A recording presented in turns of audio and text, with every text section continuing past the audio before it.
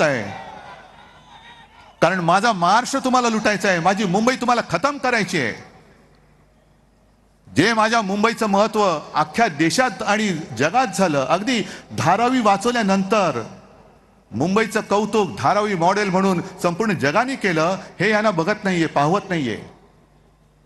गुजरातमध्ये सार्वजनिक चिता पेटल्या होत्या, उत्तर प्रदेशमध्ये सार्वजनिक त्या चिता पेटल्या होत्या। भयानक दृश्य होतं, भीषण दृश्य होतं, पण असं दृश्य कधीही महाराष्ट्रामध्ये दिसलं नाही, कारण तुम्ही सगळेजण, महाराष्ट्रातल्या सगळ्या जणांनी जे जे मी सांगितलं ते ते तुम्ही ऐकलं, म्हणून तुम्ही महाराष्ट्र वाचवलात, हे श्रेय तुमचं आहे। मग मुंबईचं महत्व मारतायत, म्हणूनच ती नीती आयोगाच्या ताब्यात द्यायची। मुंबईचं आर्थिक केंद्र, अरे कांग्रेस के साथ गए मनमोहन सिंहानी इथेच ही जी काही बुलेट ट्रेन तुम्ही करताय तिकडे वित्तीय केंद्र देण्याचं मान्य केलं होतं आणि ती जागा सुद्धा दिलेली होती। ते हलकटपणाने तुम्ही अहमदाबादला नेलं आणि यांचं नियोजन इतकं खोलवर असतं, आपल्याला असं वाटतं की अरे काय यांनी काम केलंय मुंबईसाठी। ही मुंबईचं बुलेट ट्रेन, काय गरज आहे आपल्याला बुलेट ट्रेनची? बुलेट ट्रेनची कोणाला गरज आहे? किती लोक जाणार बुलेट ट्रेननी आणि जाऊन करणार काय? पण बरोबर बुलेट ट्रेनचं स्टेशन हे धारावीच्या बाजूला कसं? का तिकडे मिठागरामध्ये त्याचं तोंड उघडलं नाही बुलेट ट्रेनचं?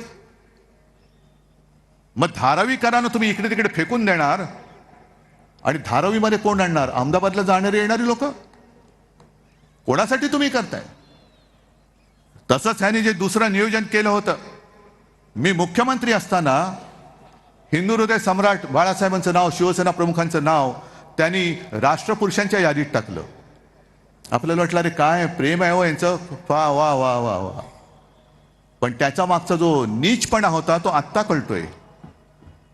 कारण राष्ट्रपुरुषाच्या यादीमध्ये कोणत्याही व्यक्तीचं नाव आलं तर त्याचा फोटो आणि नाव हे कोणीही वापरू शकतं, म्हणून हे लुटारू गद्दार मिंधे हे माझ्या वडिलांचं नाव वापरतायत, आपल्या शिवसेना प्रमुखांचं नाव वापरू शकतात। शरद पवारांच्या बाबतीत तसं नाही, कारण पवार साहेब स्वतः तिकडे राष्ट्रवादीचं नेतृत्व करतायत आणि त्यांनी ते सांगितलं की मग त्यांचा फोटो कोणी वापरू नये। पण इकडे माझ्या वडिलांचं म्हणजे आपल्या हिंदू हृदय सम्राटांचं नाव तुम्ही कपट कारस्थानासाठी, प्रेमाने नाही, शिवसेना संपवण्यासाठी, म्हणजे किती 2-3 वर्ष म्हणजे सरकार पाड्याच्या आधीपासूनचं यांचं प्लॅनिंग होतं ते बघा, कि शिवसेना को खत्म करना है तो बस एक संभ्रम निर्माण करा की लोक गांगरून जातील।